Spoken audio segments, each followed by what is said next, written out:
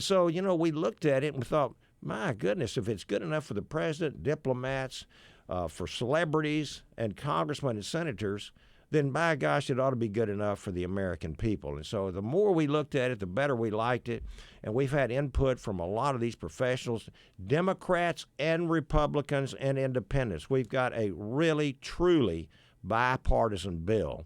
And I addressed ATAP. That's the convention I was just talking about over at the Disney Hotel. And they are very excited about it. They were the first professional outside group association to endorse our bill, and now we've got well over 50, and we have 118 co-sponsors equally divided between Republicans and Democrats that want to support this process and getting it into the hands of those who need it the most, local and state entities, school districts, families, workplace environments, local and state law enforcement agencies.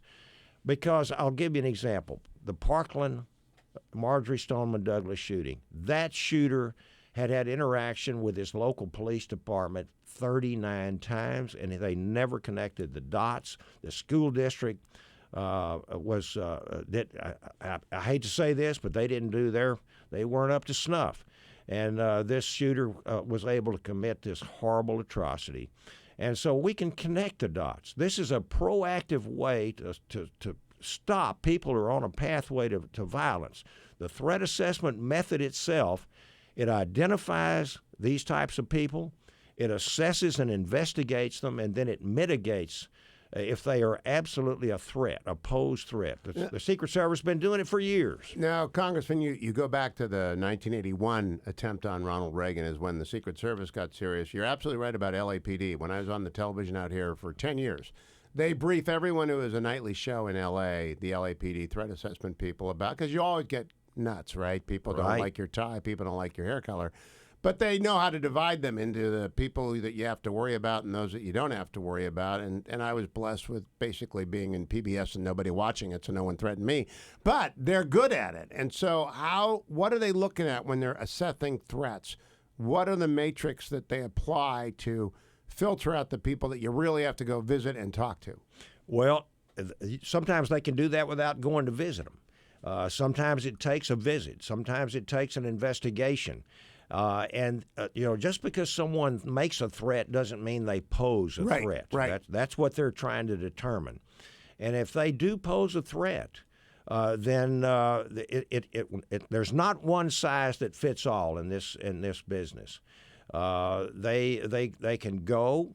They talk to parents. They talk to teachers. They talk to folks, because these potential shooters, and I hate to call them shooters, Hugh, they're because just killers. They're killers. There was a knife attack out here just last week. 4 people killed down in Orange County. Exactly, a mass knife attack. Weaponized vehicles. They can use anything. The instrument is it can vary.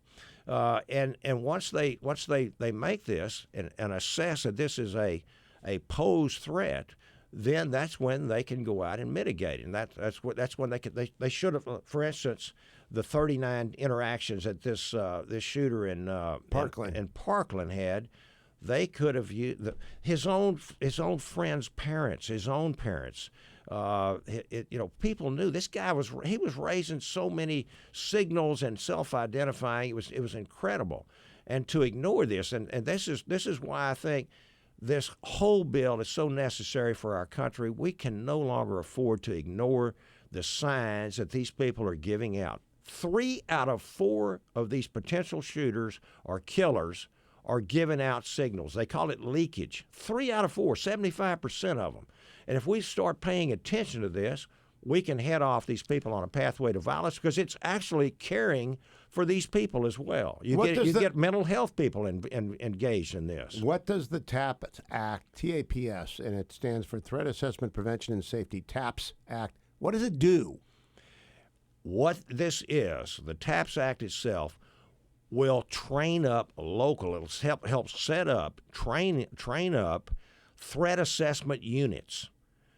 If a school, say for instance Marjorie Stoneman Douglas, whatever school district that is in Parkland, had they had trained individuals on their staff had the local police department, had a threat assessment unit there, they could have put all these things together, especially if they're community connected.